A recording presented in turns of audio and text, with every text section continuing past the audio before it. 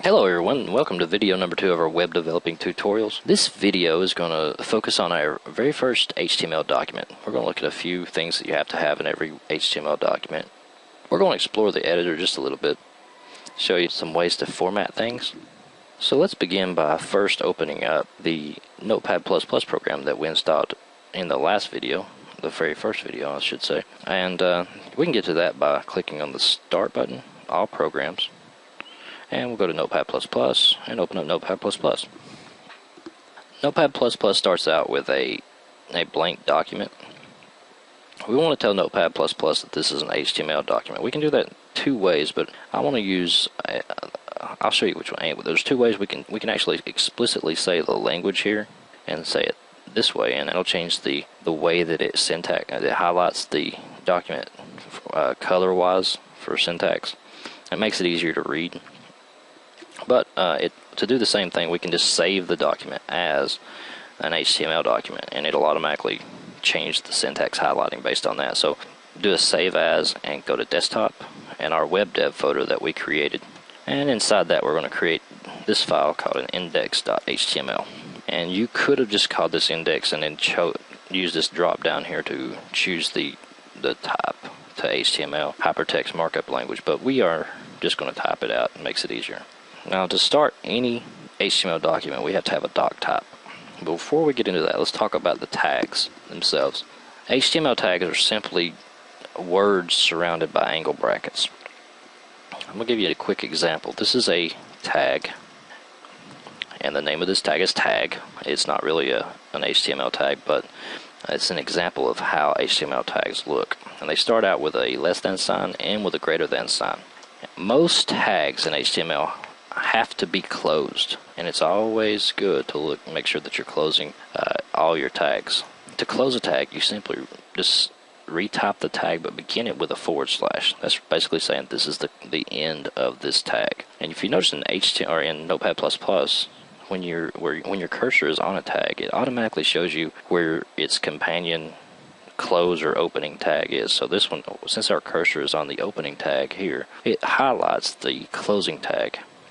So we don't need this because this isn't really a tag, but just for example.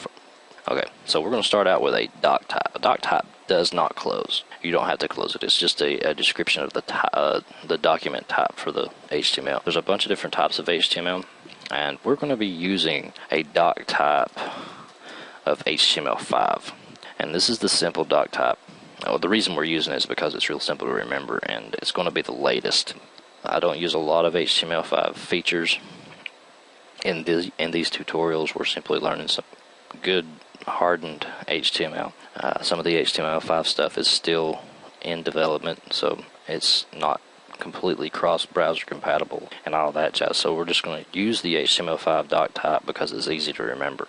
I will be showing you later on how to find different doc types on W3 on the World Wide Web Consortium website. But for now, we're just going to use this doc type. It's easy to remember. So know that the W3C standards require that you put a doc type here.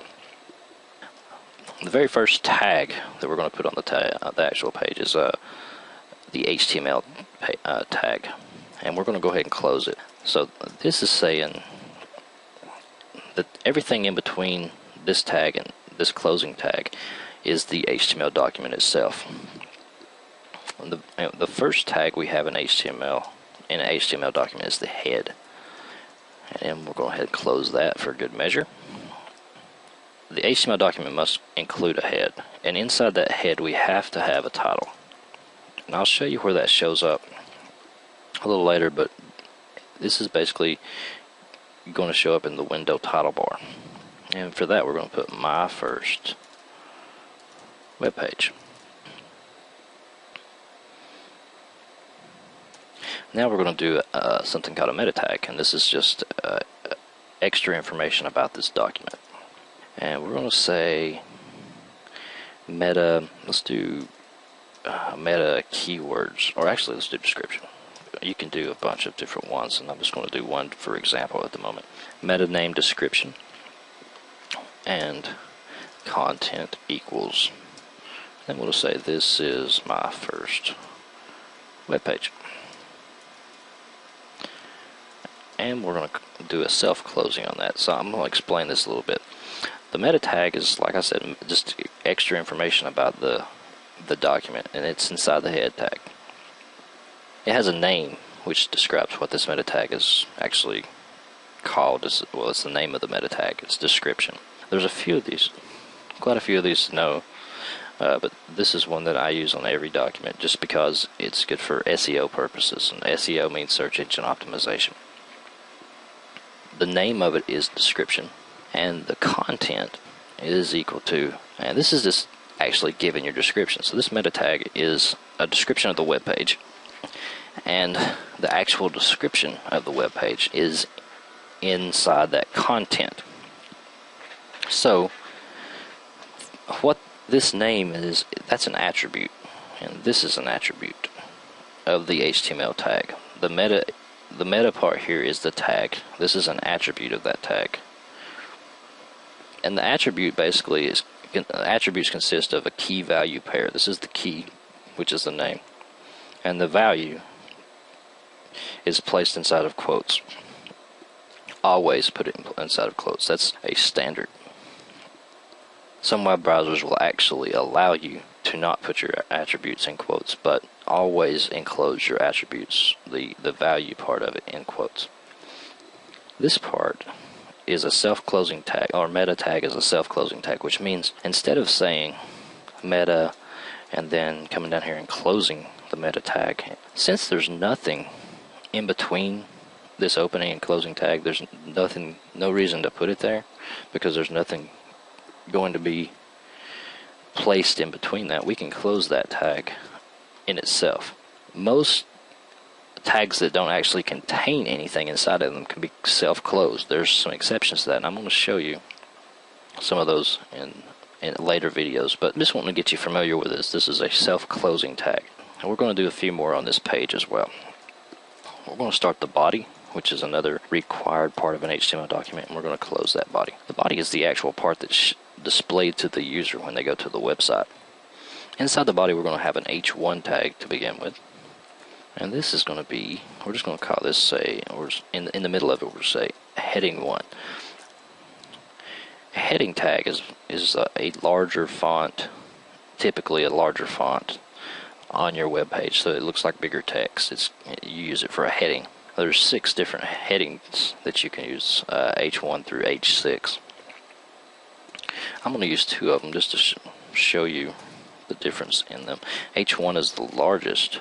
Remember, the H1 is the largest, and then they get smaller as you go. Typically, now you can change all that with CSS, but we won't be doing that yet. And then we're going to put in a paragraph, and I'm just going to say this is a paragraph. How do you like it? Question. And now we're going to close the paragraph tag. I just want to show you how that looks at the moment. So we're going to save that. We can save that by clicking the little icon of a floppy disk, or we can just hit Control S, and I usually hit Control S for speed. And we'll go to the desktop and go to the web dev folder, which is the folder we created, and this is the file we just created.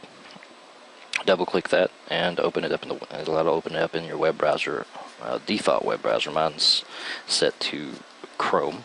So let's look at a few things. In Chrome, our window title bar, or the title bar of this tab, is up here, and this is my first web page, and that is displaying the information that was in that head title. So everything that's in this head title is shown at the top of your window or your browser typically. And our heading, if you notice this heading 1 tag and heading 2 tag, you can see the difference in size. They have some default each browser has different default styles, but this one, it shows you the spacing between the heading 1 and the heading 2. You can see that there's a space in there, and I'll show you later on how to manipulate that with CSS, and that's good to know later on, but just to show you that's the default. And here's our paragraph tag. I want to go back and show you a couple more things before we end this video and go on to the next. Now this paragraph, let's talk about white space for a second. If you notice, I'm arranging some of my code in different ways. Like for instance, the head tag I have here, I've tabbed over for this element inside of that head tag, but for that element itself, I didn't put a line break here and tab it over. I could have done that. I could have said, well, here's the title, and it's going to be inside of this title tag, just like I did with the heading tag or the head tag. I didn't.